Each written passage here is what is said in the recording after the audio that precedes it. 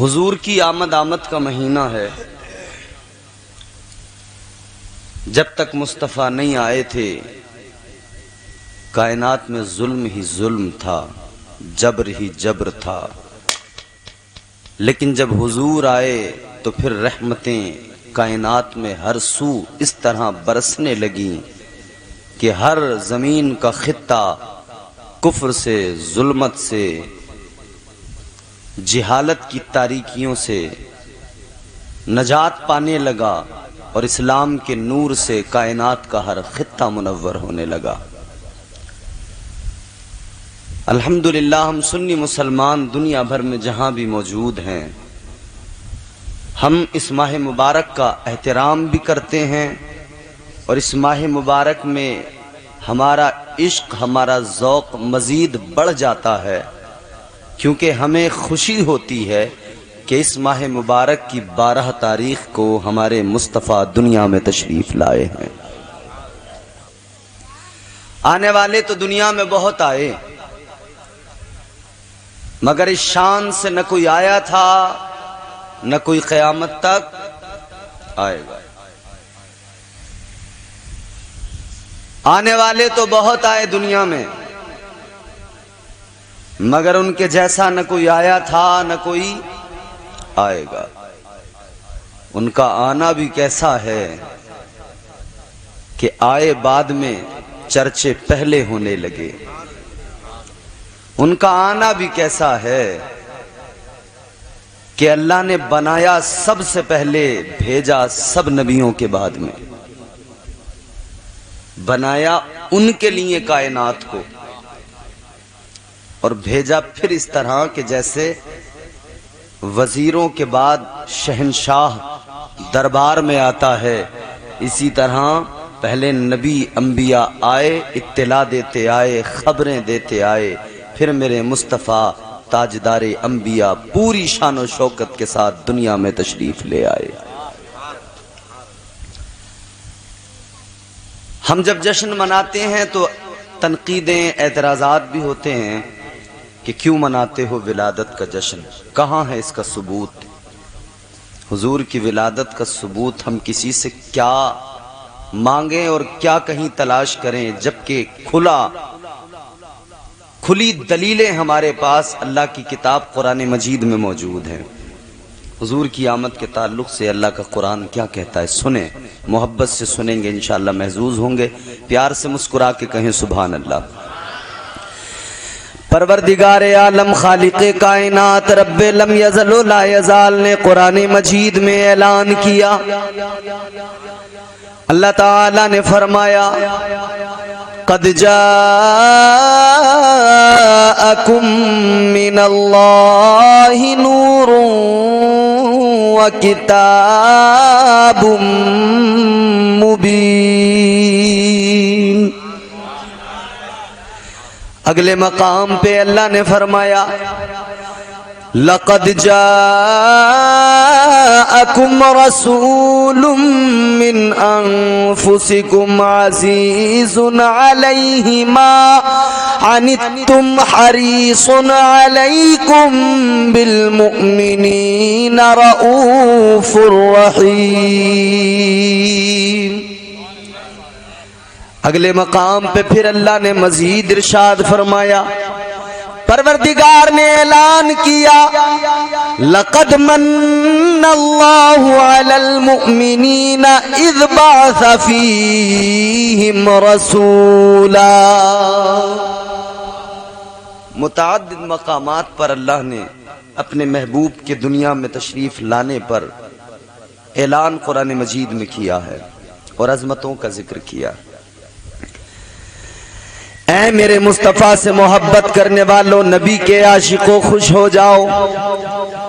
آپ اور ہم اس نبی کا جلسہ سجانے کے لیے اس نبی کا جلسہ سجا کے بیٹھے ہیں، اس پیارے رسول کا ذکر کرنے بیٹھے ہیں جس کا کوئی جواب نہیں ہے، परवरदिगार आलम ने जिस नबी के सदक़े में कायनात को बनाया, अल्लाह ताला ने तुम्हें और मुझे जिस नबी के सदक़े में बनाया, जमीन को अल्लाह ने जिस नबी के सदक़े में बनाया, आसमान को अल्लाह ने जिस नबी के सदक़े में बनाया, जिस पैगंबर के सदक़े में सूरज को ये रोशनी अल्लाह ने अता फरमाई, चांद को चांदनी अल्लाह ने अता फरमाई, सितारों को जगमगाहट अल्लाह ने नसीब फरमाई। है लोगों, क्या था? कुछ भी नहीं था, फकत एक अल्लाह की जात थी, फकत मेरा रब मौजूद था, फकत परवरदिगार का नूर था, परवरदिगार की जात थी, कुछ भी नहीं था। अल्लाह ताला ने चाहा मैं पहचाना जाऊं तो परवरदिगार ने अपने नूर से नूर जुदा किया और मेरे मुस्तफा का नूर बना दिया। अल्लाह ताला ने सबसे पहले प्यारे आका का नूर पैदा फरमा दिया, परवरदिगार ने मेरे आका का नूर पैदा फरमाया। अल्लाह ताला ने फिर मेरे आका के नूर को बनाने के बाद में उसी नूर के हिस्से किए और फिर कायनात को अल्लाह ने बनाया। मेरे मुस्तफा पहले बने, कायनात फिर बाद में बनी। गोया मेरे मुस्तफा के सामने कायनात बनी है, कायनात का जर्रा जर्रा ताजदार मदीना के सामने बना। अल्लाह ताला फरमाता गया, जमीन को बनाया, अल्लाह ने फरमाया कुन हो जा, अल्लाह का इधर हुक्म हुआ, जमीन हो गई। अल्लाह ने आसमान को बनाया, फरमाया कुन हो जा, अल्लाह का इधर हुक्म हुआ, आसमान हो गया।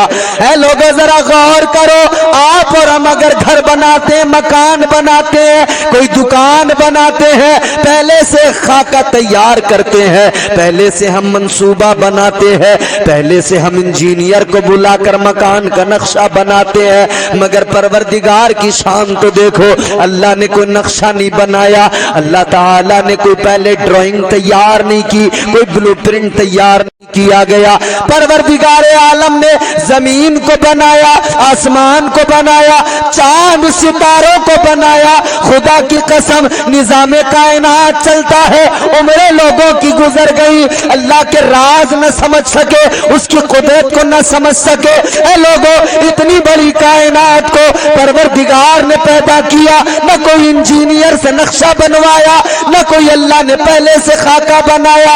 रब की शान तो देखो, उसने कहा कुन हो जा, कायनात हो गई, अल्लाह ने दुनिया को बना दिया। ऐ लोगों, परवरदिगार ने इतनी बड़ी कायनात को बनाया है और इस कायनात को फकत इसलिए बनाया है, ये कायनात अल्लाह के महबूब की शान देखे, अल्लाह ताला के प्यारे पैगंबर की अजमत का नजारा कर ले। वाह वाह, जिंदाबाद, सुभान अल्लाह, सुभान अल्लाह। हुजूर के सदक़े में बनाया। वाह वाह वाह। और ऐलान कर दिया, परवरदिगार ने फरमा दिया, हुवल अव्वल वल आखिर वल ज़ाहिर वल बातिन। अल्लाह ने फरमाया, अव्वल भी मेरा महबूब है, आखिर भी मेरा महबूब है। सबसे पहले पैदा किया अव्वल भी मुस्तफा, और सारे नबियों के बाद में भेजा तो आखिर भी मेरे मुस्तफा। अच्छा, इस अव्वल और आखिर के फलसफे को जरा समझें। उनके जैसा कोई कौनैन में आया ही नहीं, उनके जैसा कोई कौनैन में आया ही नहीं, आता भी कैसे जब अल्लाह ने बनाया ही नहीं। अव्वल और आखिर का फलसफा समझे। आप एक गोल दायरा बना रहे हो तो एक जगह आपने कलम रखा, उस पॉइंट से आपने यूं गोल दायरा बनाना शुरू किया और वापस लाकर उसी पर रोक दिया। क्या मतलब? जहां से शुरू किया वहीं पर लाकर रोक दिया, जहां से इब्तिदा वहीं पे इंतहा, जहां से शुरू किया वहीं रोक दिया। अल्लाह ताला ने दुनिया को बनाया, जहां से शुरू किया वहीं लाके रोक दिया। परवरदिगार आलम ने सबसे पहले महबूब को बनाया, शुरू यहां से किया, پھر اللہ بناتا چلا گیا، دنیا بنتی چلی گئی، کائنات بنتی چلی گئی۔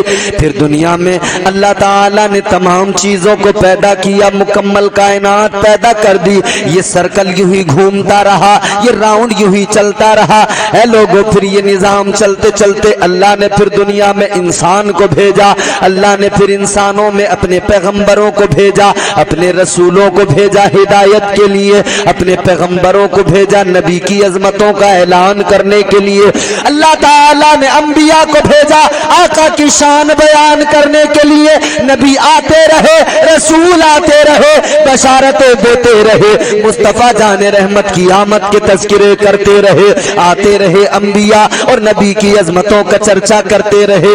اے لوگوں، میں نے عرض کیا تھا اللہ نے بھیجا بعد میں ہے، چرچا پہلے ہوا ہے، تذکرے پہلے ہوئے ہیں، میرے مصطفیٰ کریم بعد میں آئے۔ یہ سرکل، یہ راؤنڈ چلتا رہا۔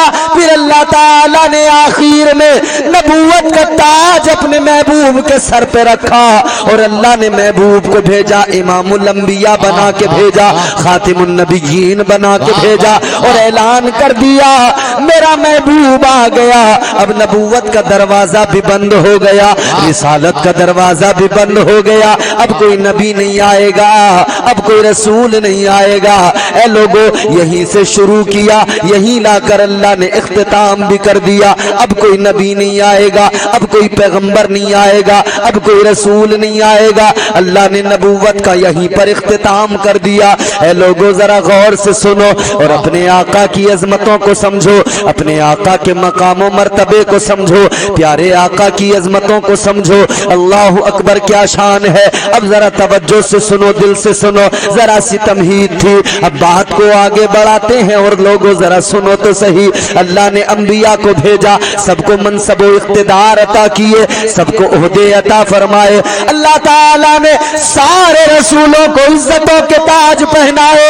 اللہ تعالیٰ نے حضرت آدم علیہ السلام سے لے کر حضرت عیسیٰ تک سارے نبیوں کو، سارے رسولوں کو مقام و مرتبہ عطا کیا، مگر جب محبوب کو بھیجا، جب اپنے پیارے پیغمبر کو بھیجا، شان کیا، کہنے والے نے کہا طے کرے دل ربا بن کے آیا، روح ارض و سما بن کے آیا، سب رسول خدا بن کے آئے، وہ حبیب خدا بن کے آیا۔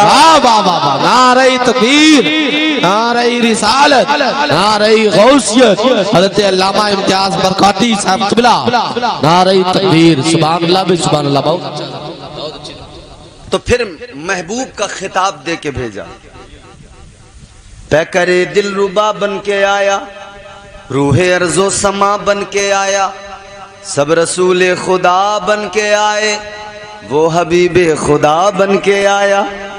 سیدہ آمنہ کا دلارا اور حلیمہ کی آنکھوں کا تارا، وہ شکستہ دلوں کا سہارا، بے بسوں کی دعا بن کے آیا۔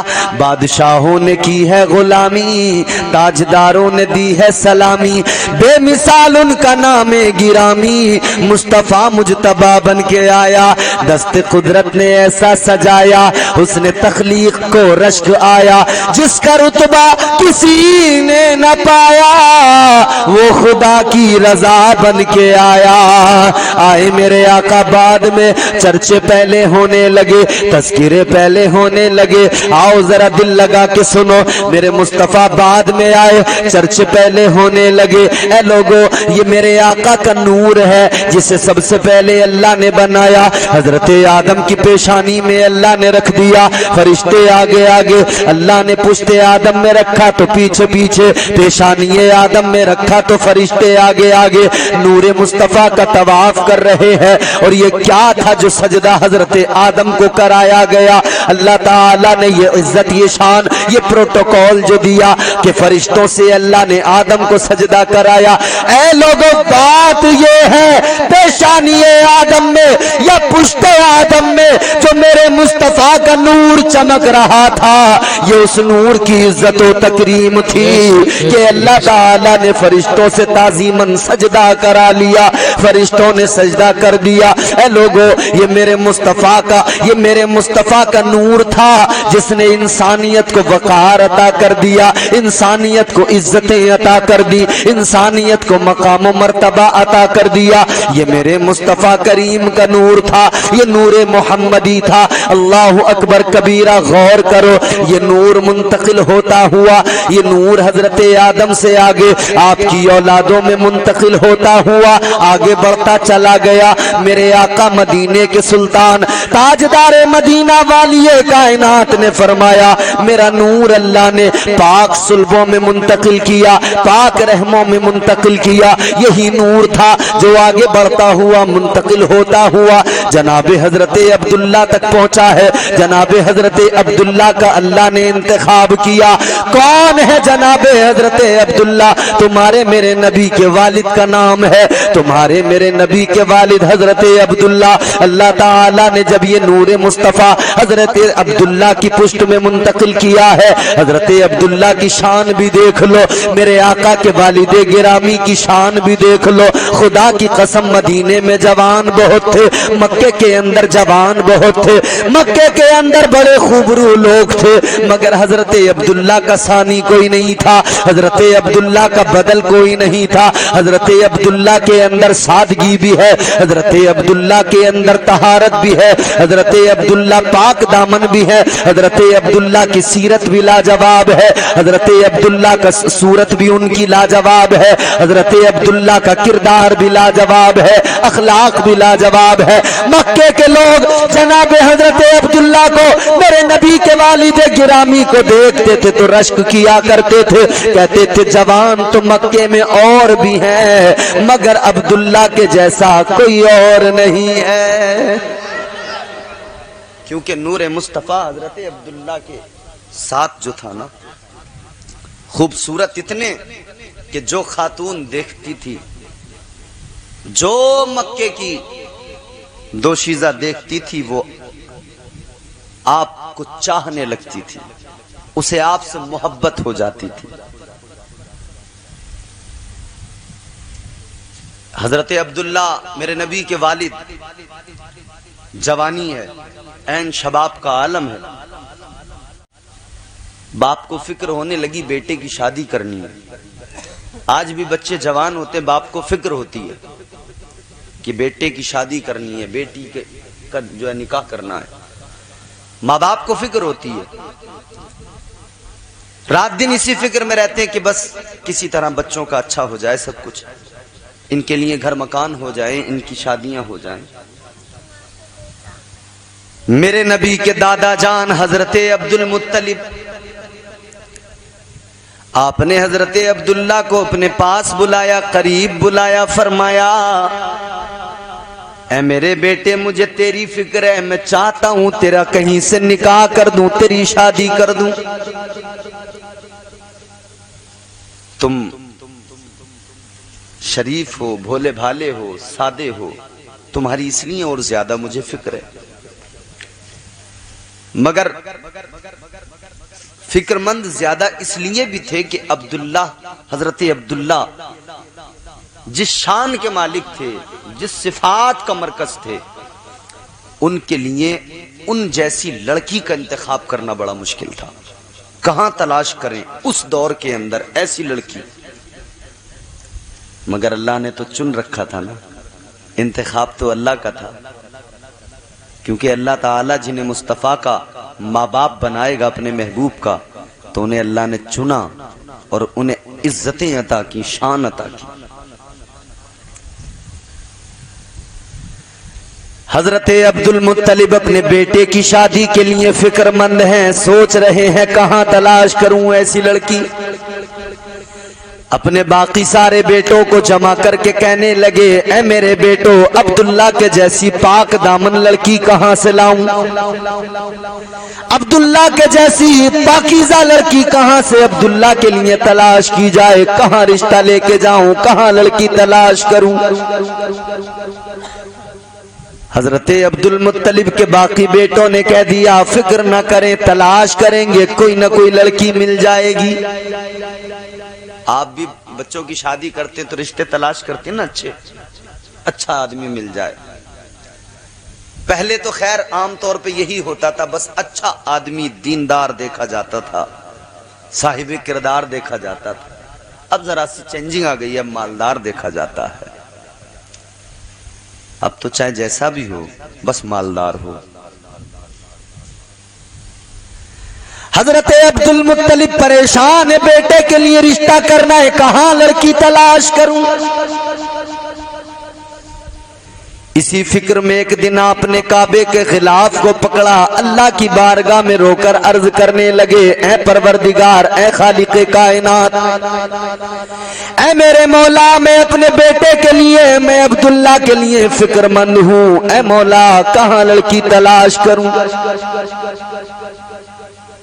ادھر جناب حضرت عبد المطلب نے کعبے کے غلاف کو پکڑ کر دعا مانگی ہے، خدا کی قسم بارگاہ پروردگار کائنات میں دعا مقبول ہو گئی، باب اجابت کو پہنچ گئی۔ ادھر یہ سوئے ہیں جناب حضرت عبد المطلب کہ خواب دیکھنے لگے، خواب میں ایک بزرگ آ گئے، بزرگ مسکرانے لگے، کہنے لگے عبد المطلب اپنے بیٹے کے لیے شادی کو لے کر فکر مند ہو، بیٹے کی شادی کا خیال آتا ہے، فکر ہوتی ہے، رشتے کو لے کر پریشان ہو۔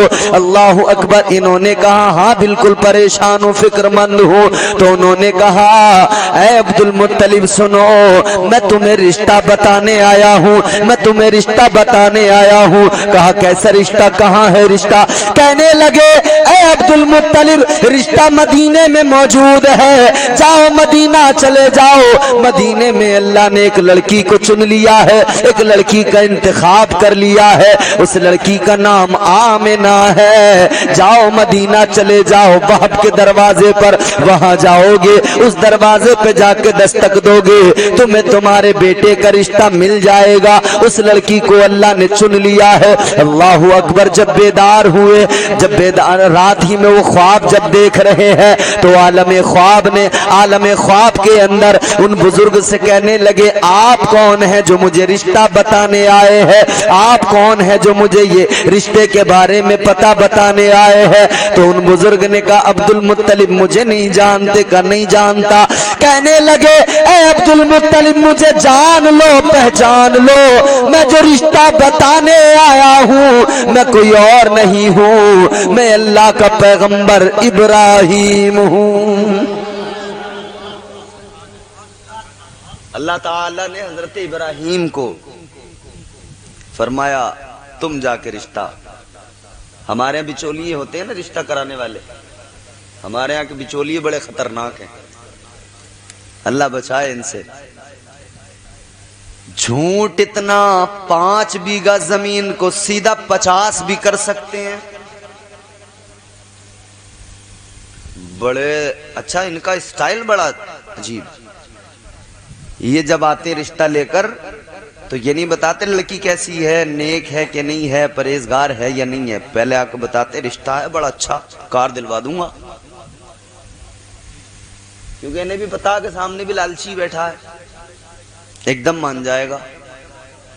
اور ادھر ارے لڑکے کا جواب نہیں ہے صاحب، بڑی اچھی نوکری ہے اس کی، کہیں پرائیویٹ نوکری بھی کرتا ہو تو کبھی کبھی اس کی نوکری کو بھی پتہ نہیں کیا کیا بتا دیتے ہیں۔ تمہارا ہمارا سب کا مشاہدہ ہے، اس پر تبصرہ ہی کیا کرنا۔ اے لوگو غور کرو، تمہارے ہمارے یہاں جو بچولیے ہوتے ہیں ان کا معاملہ کیا ہے؟ اچھا یہاں تو پھر بھی سنو کپڑوں تک بات رہ جاتی ہے، ناشتہ کپڑے اتنے ہی تو بچولیا کا، اور کیا ہے؟ شادی کے بعد میں کچھ گالیاں اس کے مقدر میں ہیں دونوں طرف کی، اس کے علاوہ تو کچھ نہیں ہے۔ مگر کیا کہ صاحب کپڑے اور ناشتہ پانی، مہمانداری، جب تک رشتہ چلے گا شادی نہیں ہوگی۔ یہاں تو پھر بھی غنیمت ہے، شہروں میں جاؤ تو ان کا تو ریٹ فکس ہے۔ میں اعظم گڑھ میں تھا تو ایک صاحب مجھے جب ریسیو کرنے آئے تو ان سے جب گفتگو ہوئی میں نے معلوم کیا کیا کرتے ہیں آپ، کہنے لگے میں رشتے کراتا ہوں۔ میں نے کہا ٹھیک ہے وہ تو آپ کراتے ہوں گے، کام کیا؟ بولے یہی کام ہے۔ تو میں نے کہا یہی کام ہے تو اس میں کیا مطلب؟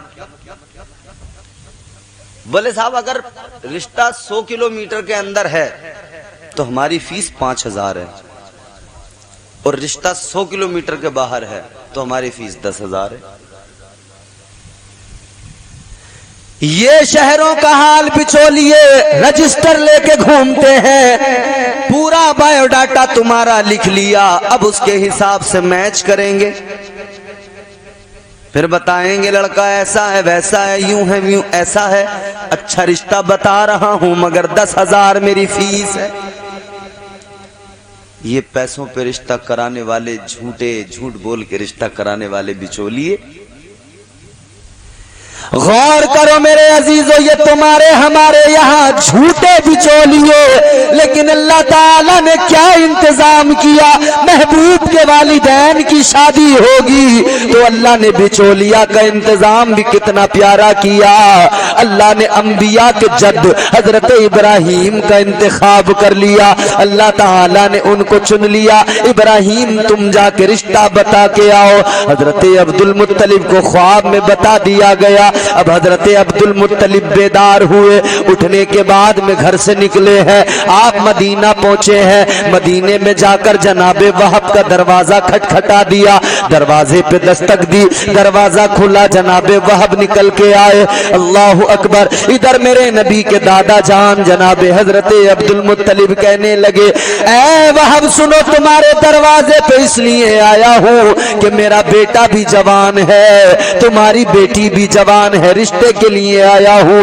اتنا کہنا تھا، انہوں نے کہا رشتے کے لیے آیا ہوں۔ حضرت عبد المطلب نے جیسے کہا رشتے کے لیے آیا ہوں، جناب وہب کہنے لگے، اے عبد المطلب مجھے تمہارے گھر کا رشتہ منظور ہے۔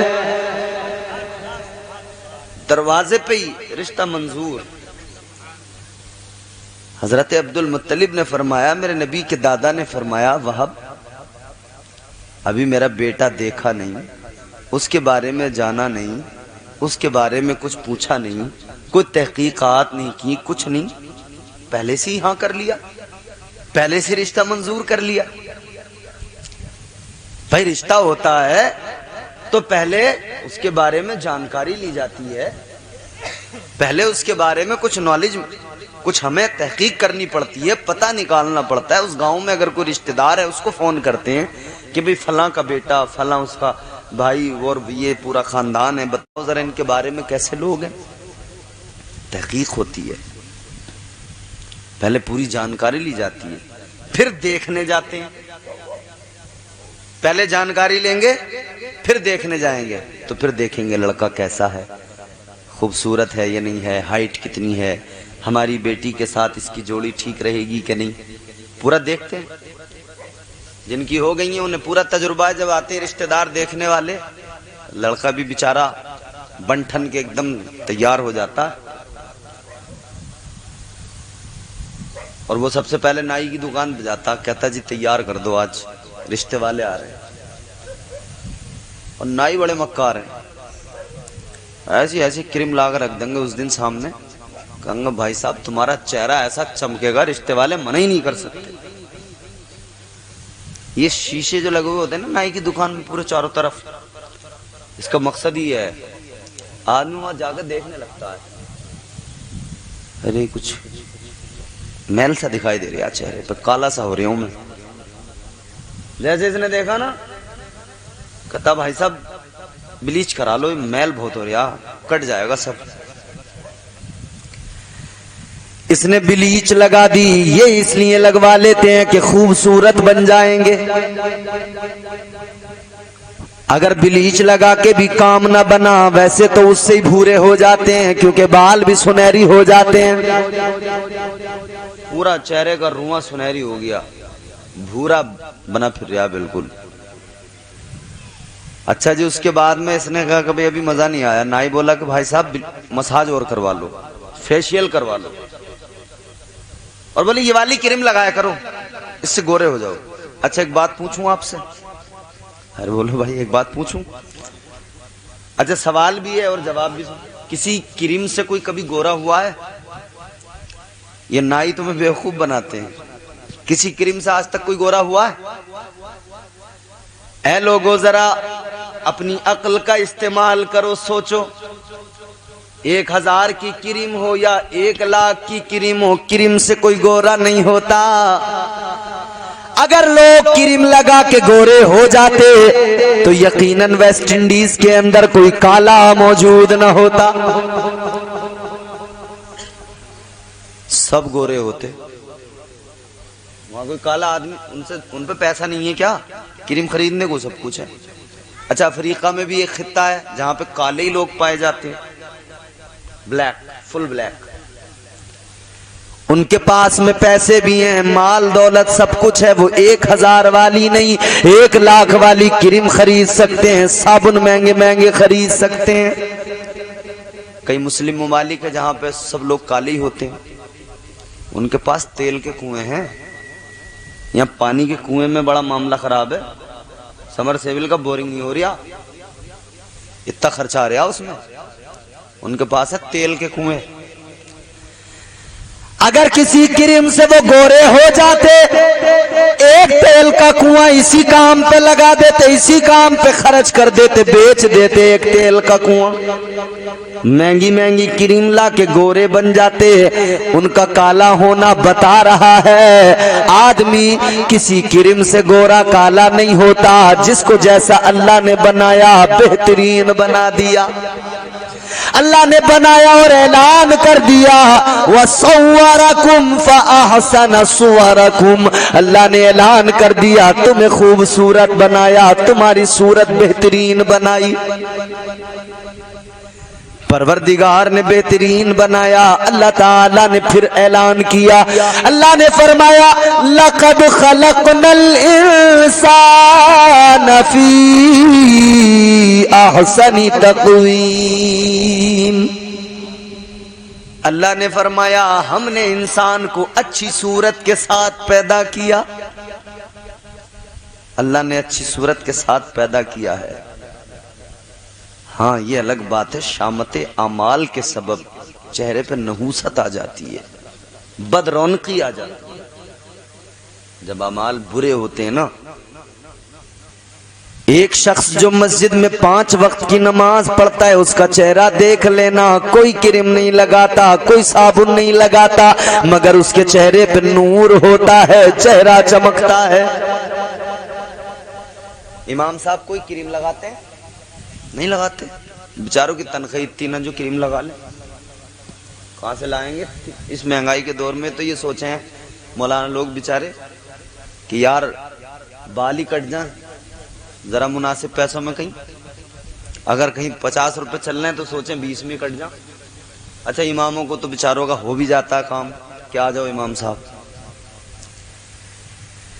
ایسے مہنگائی کے دور میں تم نے ان علماء کو دیکھا ہوگا، ان مولویوں کو دیکھا ہوگا، ان کے پاس اتنے پیسے ہی نہیں فالتو جو یہ فیشیل کرائیں، کریمیں خریدیں، بلیچ لگوائیں۔ یہ کوئی بلیچ نہیں لگاتے مگر دیکھو ان کے چہرے چمکتے ہیں، یہ کوئی کریم نہیں لگاتے، اس لیے چمکتے ہیں کہ 5 وقت وضو کیا کرتے ہیں۔ آؤ سنو میرے مصطفیٰ نے کیا فرمایا، اے خوبصورت بننے کا شوق رکھنے والوں، حسن سے محبت کرنے والوں، اللہ کے پیارے پیغمبر نے فرمایا، تاجدار مدینہ نے فرمایا، کل میدان محشر میں ادھر انسان نے وضو کیے، کل میدان محشر میں اس انسان کے اعضائے بدن، اعضائے وضو چمک رہے ہوں گے اس طرح جیسے کہ سورج چمکتا ہے۔ حضور فرماتے ہیں اعضائے وضو چمک رہے ہوں گے۔ صحابہ کا یہ بھی طریقہ رہا کہ وضو کے دوران نا، وضو جب کرتے تھے، وضو کر رہے ہیں، وضو کر لیا، تھوڑے تھوڑے ہاتھ بھی زیادہ دھو لیے، تھوڑا چہرہ دھونے کے بعد میں نا اور بھی پانی ادھر ادھر لگا لیا۔ کسی نے پوچھا کس لیے کر رہے ہو ایسا؟ کہنے لگے وضو کے دوران جہاں بھی پانی لگ جائے گا وہ جگہ جہنم کی آگ سے محفوظ ہو جائے گی۔ اعضائے وضو چمکتے ہوں گے قیامت کے دن لوگوں، وہ خوبصورتی ہے، اصل خوبصورتی وہ ہے۔ یہ تو فانی ہے، ادھر تو سب معاملہ۔ ارے میاں بڑے بڑے حسین آئے چلے گئے قبر میں، جسم کو مٹی نے کھا لیا، قبر کی مٹی دیمک نے ہڈیوں تک کو چاٹ لیا، ختم کر دیا۔ نہ حسن باقی رہا نہ توانائی باقی رہی. جوانی میں دیکھو حسن، لیکن پھر بڑھاپا آتا ہے، احساس دلاتا ہے تیرا حسن اب ختم. چہرے پہ جھریاں پڑنے لگتی ہیں. تو اللہ تعالیٰ نے نظام ایسا بنایا ہے کہ آدمی اپنے سے زیادہ عمر والے کو دیکھ کر، کسی بزرگ کو دیکھ کر خود ہی فیصلہ کر لے کہ بھیا اس حسن پہ ہم اترا رہے ہیں، اس کا انجام یہ ہے. یہ اس حالت پہ پہنچنا. طاقت والا جو طاقت پہ گھمنڈ کرتا ہے وہ بزرگوں کو دیکھ کر، ان کو دیکھ کر جن کی کمر جھک جاتی ہے، جنہیں سہارے کی ضرورت پڑتی ہے، بغیر سہارے کے چل نہیں سکتے، ان کو دیکھ کر سوچا کریں کہ یہ ہے، ایک دن یہ آئے گا ہماری بھی جھک جائے گی کمر. اور اگر آدمی بزرگوں کو دیکھ کر اتنا سا سبق حاصل کر لے، خدا کی قسم کوئی حسین اپنے حسن پر نہیں اترائے گا، کوئی جوان اپنی جوانی پر نہیں اترائے گا. کیونکہ اللہ تعالیٰ دنیا میں بتا رہا ہے کہ یہ ہے تیری جوانی، یہ چند دن میں ختم ہے، پھر تو بوڑھا ہوگا، چہرے پہ جھریاں پڑ جائیں گی، پھر تیری کمر جھک جائے گی. آج تیرا باپ جس طرح جھک کے چلتا ہے، تو اسے سہارا دیتا ہے، کل تیری اولاد تیرے سہارے سے چلے گی، کل تیری اولاد تجھے سہارا دے گی، تجھے اس کی ضرورت پڑے گی. اور ضروری ہے کہ اولاد باپ کا سہارا بنے، باپ کی بیساکھی بنے. حالانکہ ایسا ہوتا نہیں ہے اس دور میں. بات سمجھ میں تو آ رہی ہے آپ کو؟ اللہ کا شکر ہے تم گردن تو ہلا رہے ہو، کم سے کم بڑے زیرک اور دانا معلوم ہوتے ہیں، کم از کم گردن تو ہلا رہے ہیں. منہ سے بولیے، بات سمجھ میں آ رہی ہے؟ میں عرض یہ کر رہا ہوں کہ اس دور میں بڑی بات ہے کوئی باپ کا سہارا بنا ہوا ہے، ورنہ تو جیسی شادی کی نا، شادی کے تو ذکر کر رہے ہیں ہم، باپ شادی کر دے بیٹے کو سمجھو پر لگ گئے. اب ابا دکھائی نہیں دے رہے، اماں دکھائی نہیں دے رہی، ابا سے زیادہ سسر اچھے لگ رہے ہیں، اماں سے زیادہ ساس اچھی لگ رہی ہیں، ہے نہیں؟ کبھی ہلکی ہوا مضبوط ڈالی توڑ دیتی ہے. سننا توجہ سے، اٹنگا چاند پور والوں کا امتحان ہے ان 4 مصروں میں. بڑے شعر سنے تم نے ابھی نظامت میں، مگر 4 مصر سنا رہا ہوں. اچھے لگے تو بولنا، سچائی ہو تو بولنا، ورنہ بیٹھے رہنا، اپنی داد اپنی جیب میں رکھیں. یہاں روز الحمدللہ یہی کام ہے. بڑی داد پیچھے سے لے کے آ رہے ہیں، تمہاری نہیں بھی ملے گی، کوئی فرق نہیں پڑے گا. کبھی ہلکی ہوا مضبوط ڈالی توڑ دیتی ہے، کمر جیسے جوانی میں غریبی توڑ دیتی ہے. پھر سنیں چوتھا مصرع آپ کی توجہ کا درکار، آپ کی توجہ چاہیے چوتھے مصرے پر.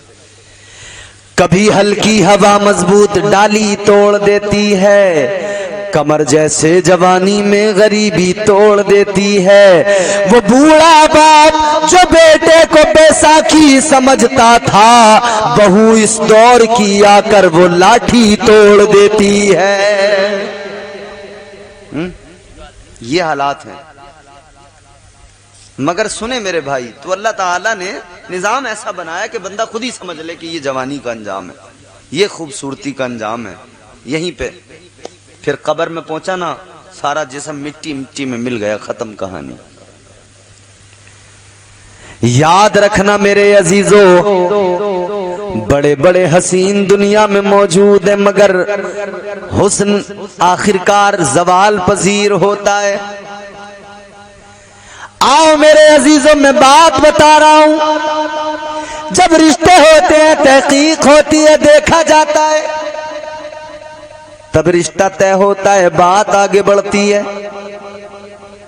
مگر یہ کیسا رشتہ ہو رہا ہے؟ نبی کے دادا جان فرماتے ہیں حضرت عبداللہ، اے وہب تم نے رشتہ منظور کر لیا، نہ بیٹے کو دیکھا، نہ کوئی تحقیق کی، نہ جانکاری لی. جیسے جناب وہب سے اتنا کہا گیا، جناب وہب مسکرانے لگے اور مسکرا کے کہنے لگے عبد المطلب کیسی تحقیق، کیسی جانکاری، کیسا دیکھنا دکھانا کا کیا مطلب؟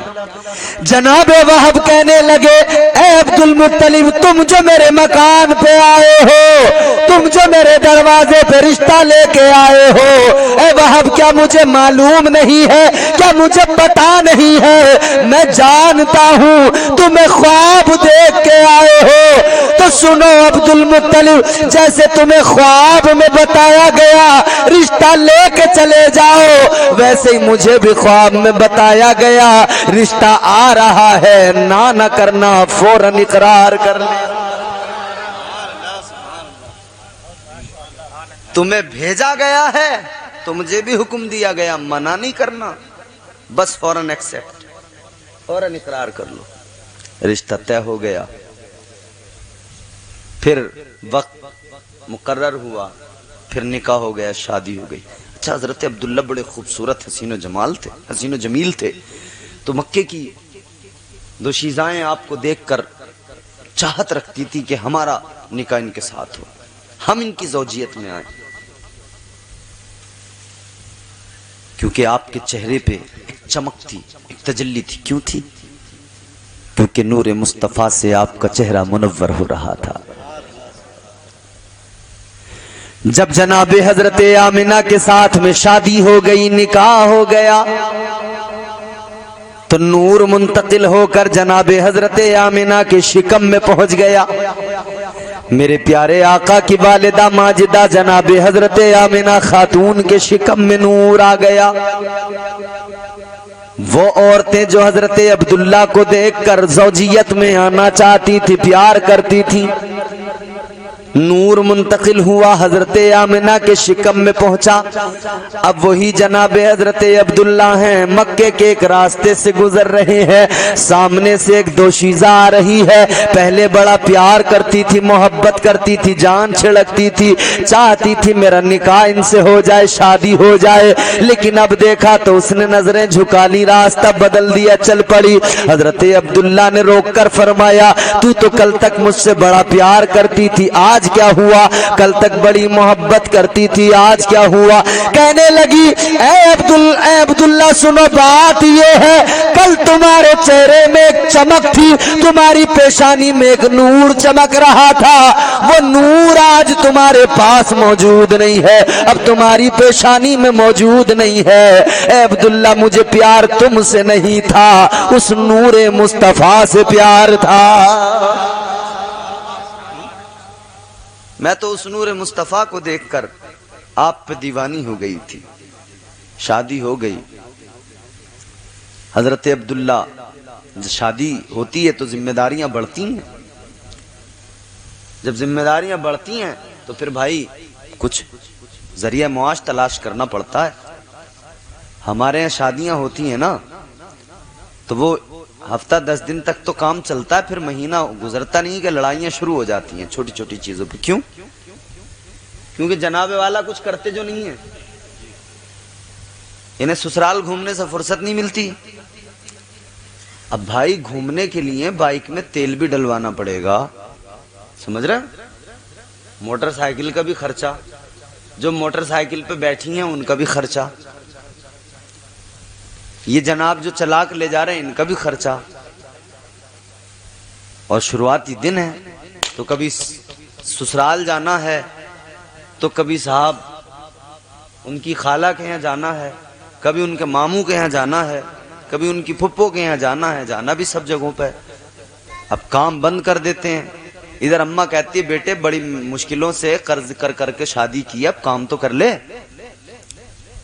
تو گھر میں لڑائی، 2 مہینے 3 مہینے جیسے تیسے مہابھارت میں گزرتے ہیں، بڑی محنت سے 6 مہینے کا وقت گزرتا، پھر بولے بھئی اب تم اپنا چولہا الگ کرو، کھاؤ کماؤ۔ یہ جو راجہ بابو بنا ہوا گھومتا تھا نا، جیسی ابا نے الگ کر دیا نا، اس کی حالت خراب ہے، مزدوریاں کر رہا، مستری کو مسالہ دے رہا، اینٹ دے رہا، پتہ لگ جاتا ہے فوراً وہ ابا کا راج تھا، یہ بیوی کا راج ہے۔ ابا نے شہنشاہوں والی زندگی بنا دی تھی اور اس نے آتے ہی مزدور بنا دیا۔ اب کہاں بھاگیں؟ ہمارے یہاں ایک بڑے مشہور خطیب ہیں مفتی گلفام صاحب، تو چونکہ میں تو کبھی لطیفے وغیرہ سناتا نہیں ہوں، مگر کبھی کبھی کچھ باتیں ایسی ہوتی ہیں جو بتانی پڑتی ہیں۔ مفتی گلفام صاحب بتاتے ہیں ایسی باتیں، بڑی اچھی لگی مجھے ان کی بات۔ انہوں نے کہا کہ اگر کسی سے نہیں بن رہی ہے بات، گھر میں چچا سے نہیں بن رہی، بٹوارا کر لو، دیوار لگا لو۔ الگ الگ ہو گئے، دیوار لگ گئی، نہ ملیں گے نہ دیکھیں گے، ختم کہانی۔ بھائی سے نہیں بن رہی ہے، جھگڑے ہو رہے ہیں، دیوار لگا لو۔ انہوں نے کہا جس سے بھی نہیں بن رہی ہے دیوار لگا لو، مگر بیوی سے اگر نہیں بن رہی ہے تو یہاں کوئی دیوار نہیں لگے گی، رہنا وہیں، کوئی دیوار نہیں لگے گی، وہیں رہنا۔ اے لوگو غور کرو، شادی کے بعد میں ذمہ داریاں آتی ہیں۔ حضرت عبداللہ نے بھی محسوس کیا اب ذمہ داریاں اور مزید بڑھ جائیں گی تو کام بھی اب بڑھانا پڑے گا۔ تو آپ نے سوچا اب تجارت کے لیے نکلا جائے۔ حضرت آمنہ کے پاس آ کر کہنے لگے، اے آمنہ، مجھے تجارت کے لیے جانا ہے، سفر پہ جانا ہے، تھوڑی سی چند مہینوں کی اجازت دو، 1 ماہ کی اجازت دو، جاؤں گا سفر تجارت پر، کچھ پیسے کماؤں گا، واپس آ جاؤں گا۔ حضرت آمنہ نے کہا ابھی شادی کو وقت کتنا ہوا ہے، مجھے تنہا چھوڑ کر نہ جائیے، کس کے سہارے چھوڑ کے جاتے ہیں؟ حضرت عبداللہ نے جواب دیا، اے آمنہ، جواب دیا، اے آمنہ، میں جا رہا ہوں سفر پر تجارت کے لیے، تم میرے لیے دعا کرتی رہنا اور میں تمہیں اللہ کے سپرد کر کے جا رہا ہوں، اس پروردگار کے بھروسے چھوڑ کے جا رہا ہوں۔ سفر تجارت پر نکل گئے، لیکن اللہ کو جو منظور تھا وہی ہونا تھا۔ سفر تجارت کیا، واپس آئے تو مدینہ رکے، مدینہ شریف میں طبیعت خراب ہوئی، طبیعت اتنی خراب ہوئی کہ آخرکار بات نہ بنی اور وہیں آپ کا انتقال ہو گیا۔ میرے مصطفیٰ کریم تاجدار مدینہ، والی کائنات کے والد گرامی کا انتقال ہو گیا۔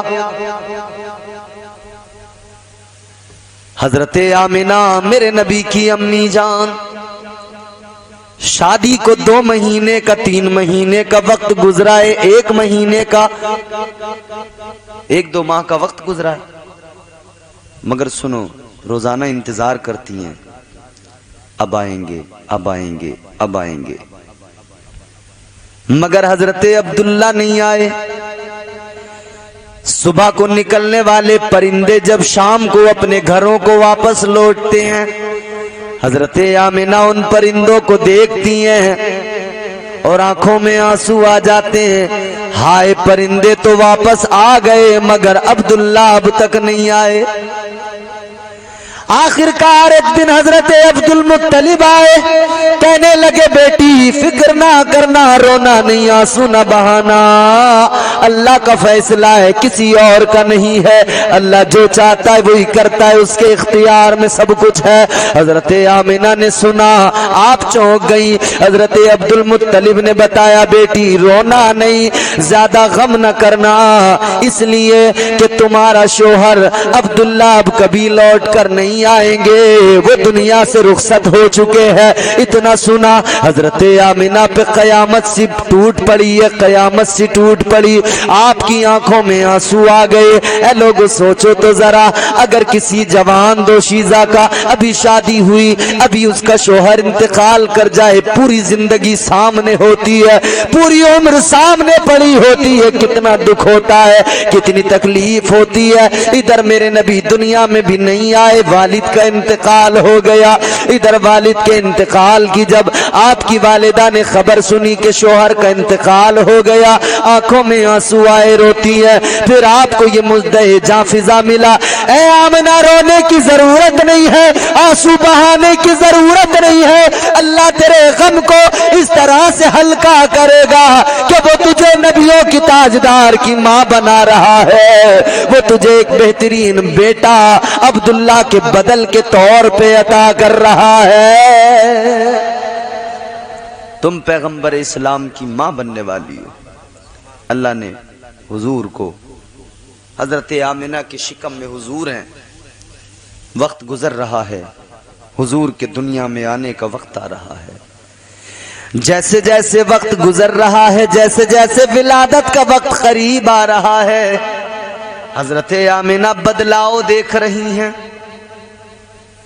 حضرت آمنہ کے اندر چینجنگ آتی چلی جا رہی ہے, بدلاؤ آتے چلے جا رہے ہیں, تبدیلی آتی چلی جا رہی ہے. عرب کا دستور تھا جب کسی کے شوہر کا انتقال ہو جاتا تھا وہ عورت خوشبو نہیں لگاتی تھی. لیکن ایک روز لوگوں نے شکایت کی, اے عبد المطلب تمہارے بیٹے عبداللہ کا تو انتقال ہو گیا, مگر تمہاری جو بہو ہے آمنہ عطر لگاتی ہے, خوشبو لگاتی ہے, جدھر سے گزرتی ہے راستے مہک جاتے ہیں, جدھر جاتی ہے خوشبوئیں بکھر جاتی ہیں. حضرت عبد المطلب نے سنا تو آ کر گھر اپنی بیوی سے کہا, آمنہ سے کہو عطر نہ لگایا کرے, خوشبو نہ لگایا کرے. جیسی کہا گیا حضرت آمنہ نے جیسی سنا, آپ نے فرمایا, اے میرے والد سنو, بات یہ نہیں ہے کہ میں کوئی خوشبو لگاتی ہوں, بات یہ نہیں ہے. کہتی ہیں نہ میں اب خوشبو لگاتی ہوں نہ پہلے لگائی. کہا پھر کیسے خوشبو آتی ہے؟ کہنے لگی معاملہ میرا نہیں ہے, معاملہ تو اس کا ہے جو میرے شکم میں موجود ہے.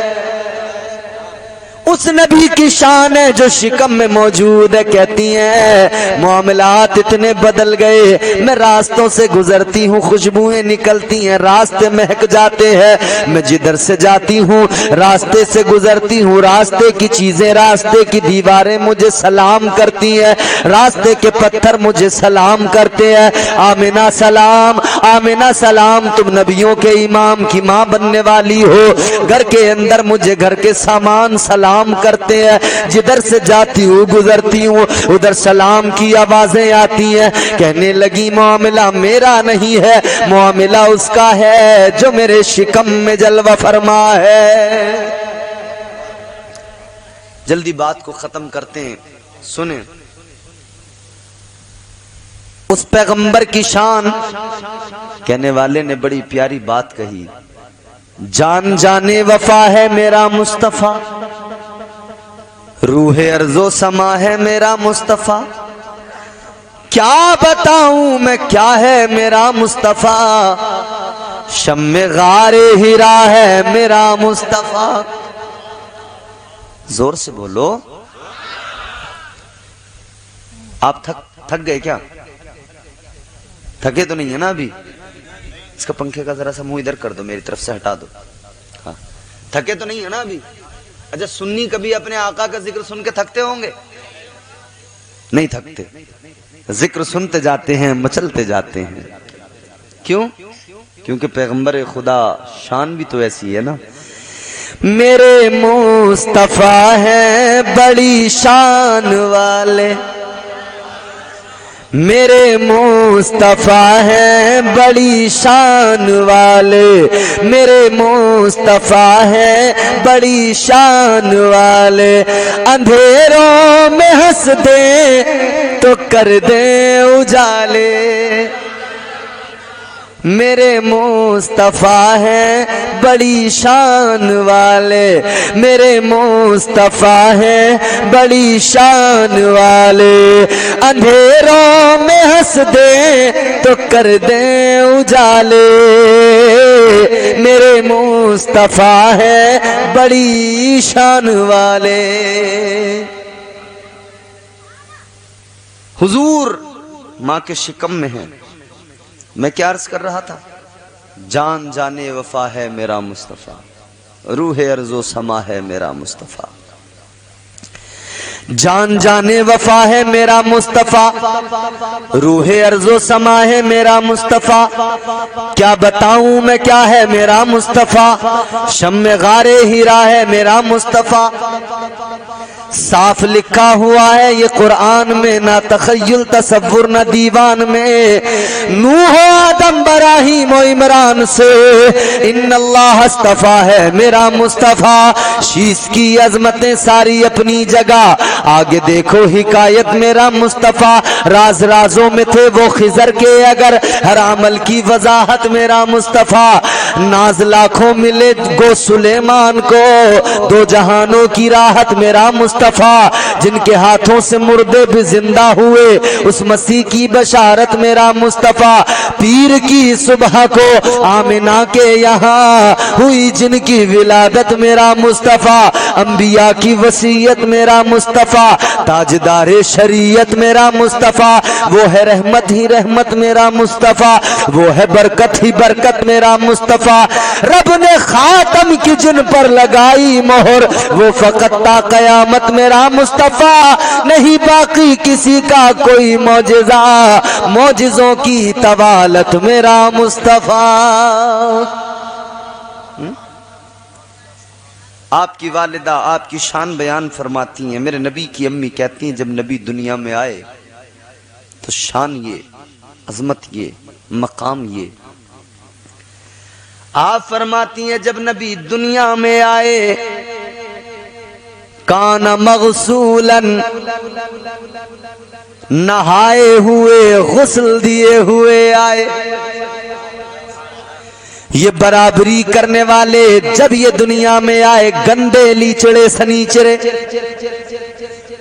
مگر میرے نبی دنیا میں آئے تاجدار مدینہ نہائے ہوئے، کان مغسولا، نہائے ہوئے غسل دیے ہوئے، اور بات اتنی نہیں، نبی کی امی تو یہاں تک فرماتی ہے جب میرے نبی دنیا میں آئے شان یہ کہ آقا کی آنکھوں میں سرما لگا ہوا تھا، تاجدار مدینہ دنیا میں آئے آنکھوں میں سرما لگا ہوا، نہائے ہوئے زلفیں سوری ہوئی، کہتی ہیں نور اتنا، اجالا اتنا، سارا کمرہ منور ہو گیا، اتنا نور، کہتی ہیں اس نور میں نے ملک شام کی عمارتوں کو دیکھ لیا، کہتی ہیں نبی آئے تو کیا کیا، سب سے پہلے آقا نے اپنے سر کو سجدے میں جھکا دیا، سر کو سجدے میں جھکایا، عرض کرنے لگے امتی امتی امتی، آقا نے دنیا میں آ کر سب سے پہلے تمہیں مجھے، ہم نکموں کو، ہم گناہگاروں کو یاد کیا، جو مانگنا ہے مانگ لو سرکار آ گئے، دونوں جہاں کے مالک مختار آ گئے، جنت اتر کے تو بھی آ، اب اس زمین پر محفل میں نعت سننے کو سرکار آ گئے، محفل میں نعت سننے کو، نعرہ رسالت، نعرہ غوثیت، مسلک اعلی حضرت، جشن عید میلاد النبی، سرکار کی آمد، حضرت علامہ مولانا امتیاز برکاتی صاحب قبلہ، نعرہ تکبیر۔ جو مانگنا ہے مانگ لو سرکار آ گئے، دونوں جہاں کے مالک مختار آ گئے۔ اچھا بڑے بڑے مالدار لوگ ہیں دنیا میں، بڑے بڑے امیر کبیر ہیں، مگر دنیا آج تک ایسا کوئی مالدار دکھا نہ سکی دوبارہ۔ کیسا مالدار، کیسی امیر ہے؟ تیری طرح حلیمہ کوئی ہوگا کیا امیر،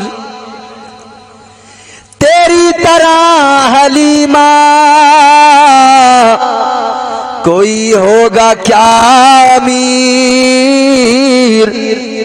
دامن میں تیرے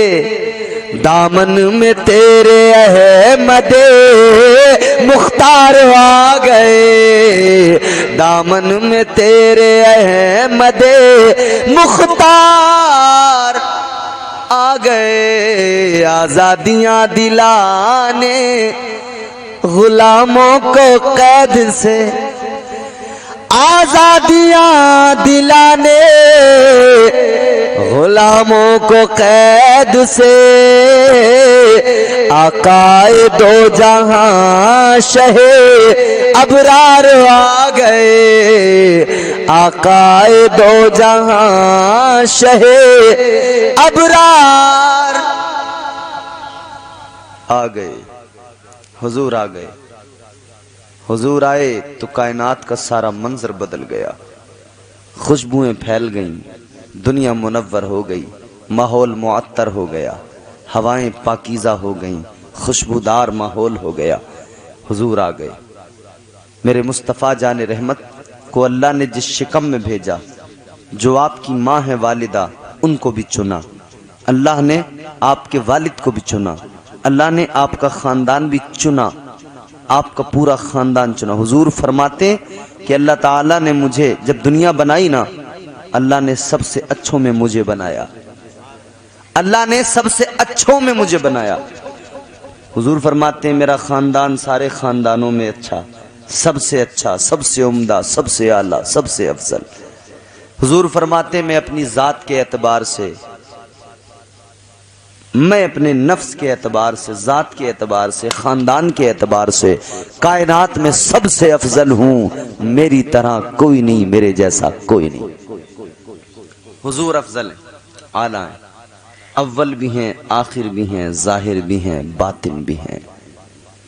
حضور سے محبت ہم جو غلام کرتے ہیں اور میلاد مصطفیٰ کا موقع آتا ہے، جو خوشیاں مناتے ہیں، یوں ہی نہیں ہے، یوں ہی نہیں ہے۔ کوئی کسی سے محبت کرتا ہے، کوئی کسی سے پیار کرتا ہے، تو اس پیار، اس محبت کا کوئی ریزن، کوئی وجہ ہوتی ہے، اور ہمارے پاس سب سے بڑی وجہ، سب سے بڑا ریزن یہ ہے کہ ہم اس پیارے رسول کے امتی ہیں جس کو اللہ نے مالک و مختار بنایا ہے، اور وہ ہم سب غلاموں کے لیے رحمت ہیں، اور ہمارے لیے نہیں، فقط کائنات کے لیے رحمت ہے۔ پروردگار عالم خالق کائنات نے قرآن مجید میں اعلان کر دیا، اللہ نے فرمایا وَمَا أَرْسَلْنَاكَ إِلَّا رَحْمَةً لِّلْعَالَمِينَ۔ اللہ تعالیٰ نے فرمایا اے میرے محبوب، ہم نے آپ کو کائنات کے لیے رحمت بنا کے بھیجا ہے، اللہ نے محبوب کو رحمت بنا کے بھیجا ہے۔ اے میرے عزیزو ایک بات سن لو، انسان کی زندگی میں کچھ چیزیں ایسی ہوتی ہیں اگر وہ نہیں بھی ہو تب بھی زندگی کا گزارا ہو جاتا ہے، جیسے ہاتھ اگر اللہ نے دو دیے ہیں، ایک اگر نہ ہو تب بھی گزارا ہو جائے گا، آنکھیں اللہ نے دو عطا کی ہے، ایک آنکھ خراب ہو جائے گزارا ہو جائے گا، اجی دونوں بھی خراب ہو جائے پھر بھی گزارا ہو جاتا ہے، دو پیر دیے ہیں اللہ نے، جن کے پیر نہیں ہیں ان کی بھی زندگی چل رہی ہے، گزارا تو ہو ہی جاتا ہے، دو کڈنیاں دی ہیں ایک نہیں رہے پھر بھی گزارا ہو جاتا ہے۔ کچھ چیزیں ایسی ہیں کہ ایک نہ ہو پھر بھی گزارا، کچھ چیزیں ایسی ہوں وہ بالکل پاس نہ ہو پھر بھی گزارا، مگر لوگوں سنو اللہ تعالیٰ کی نعمتیں کچھ ہو کچھ نہ ہو گزارا ہو جاتا ہے، لیکن خدا کی رحمت کی جب بات آتی ہے بندے کے پاس اگر رحمت نہ ہو گزارا نہیں ہو سکتا ہے، بغیر رحمت کے گزارا ناممکن ہے۔ یاد رکھنا سانس لیتے ہیں یہ اللہ کی رحمت پر ہے، اگر اللہ نہ چاہے سانس نہیں لے سکتے، یہ رب کی رحمت ہے، اگر رب کی رحمت نہ ہو شامل درمیان میں سانس آ نہیں سکتی۔ سکتا، جا نہیں سکتا. یہ رب کی رحمت ہے میرے عزیزو. پتہ لگ گیا خدا کی رحمت نہ ہو تو زندگی نہیں چل سکتی ہے، اللہ کی رحمت نہ ہو زندگی کا نظام ختم ہو جائے گا. اے لوگو، اللہ نے محبوب کو رحمت بنا کے بھیجا ہے. اگر حضور کی رحمت ہم پہ نہ ہو تب بھی ہماری زندگیاں بیکار ہیں، ہماری زندگیاں، ہمارے وجود خطرے میں ہے، ہمارے وجود خطرے میں پڑ جائے. گویا مصطفیٰ جان رحمت تاجدار مدینہ والی کائنات کا کرم ہے. آپ رحمت خدا ہے، کائنات کے لیے رحمت بن کے آئے ہیں. مصطفیٰ موجود ہے، ہم غلام انہیں پکار رہے ہیں. یہ مصطفیٰ جان رحمت کے رحمت ہونے کی دلیل ہے. ہماری زندگیاں جو چل رہی ہے فقط سبب یہ ہے کہ آقا کا کرم اور مصطفیٰ کی رحمتیں ہماری زندگیوں میں موجود ہیں. تو بس یہ یاد رکھیں کہ ہمیں اپنی زندگیاں حضور سے پیار کرتے کرتے گزارنی ہے، ہمیں حضور سے محبت کرنی ہے. میلاد ہمارے آج بھی ہوتا ہے، کل بھی ہوگا، ہوتا رہے گا، اور یہ میلاد انشاءاللہ ہم مناتے رہیں گے. اپنے بچوں کو بھی سکھاتے رہیں گے کہ تذکرہ مدینے والے کا کرتے رہو، مصطفیٰ جان رحمت کی نعتیں پڑھتے رہو، آقا کا جلوس، آقا کی عظمتوں کا اعلان کرتے رہو، جلوس مصطفیٰ نکالتے رہو. اللہ تعالی ہم سب کو حضور کی سچی محبت عطا فرمائے. میلاد النبی کا موقع ہے، جلوس کرتے رہیں، جلسے کرتے رہیں، ذکر کرتے رہیں، اس سے نہ رکیں، اس لیے کہ ہمیں یہ مزاج تاجدار بریلی نے، امام اہل سنت نے، سیدی سرکار اعلی حضرت نے دے دیا اور بتا دیا، اور یہ پیغام دے دیا کہ یاد رکھیں جب تک ہیں ہم دنیا میں موجود تب تک مدینے والے کا ذکر کرتے رہیں گے. میرے سرکار اعلی حضرت کہتے ہیں وسعتیں دی ہیں خدا نے دامن محبوب کو، جرم کھلتے جائیں گے اور وہ چھپاتے جائیں گے، حشر تک ڈالیں گے ہم پیدائش مولا کی دھوم، مثل فارس نجد کے قلعے گراتے جائیں گے. ہم ذکر کرتے جائیں گے، ذکر مصطفیٰ سناتے جائیں گے. اللہ ہم سب کو سچی محبت حضور کی عطا فرمائے اور ہمیں ہر سال اسی ذوق کے ساتھ میں حضور کا میلاد منانے کی توفیق عطا فرمائے. اللہ کہنے سننے سے زیادہ عمل کی توفیق عطا فرمائے. پروردگار عالم کی بارگاہ میں دعا ہے خالق کائنات ہم جو اس بزم میں بیٹھے ہیں ہم سب کی شرکت کو قبول فرمائے. دوران گفتگو جو مجھ سے غلطیاں ہوئیں اللہ انہیں معاف فرمائے. استغفر اللہ ربی من کل ذنب واتوب الیہ. میرے ساتھ کلمہ شریف پڑھیں، لا الہ الا اللہ محمد رسول اللہ وما علینا الا البلاغ. السلام علیکم ورحمۃ اللہ.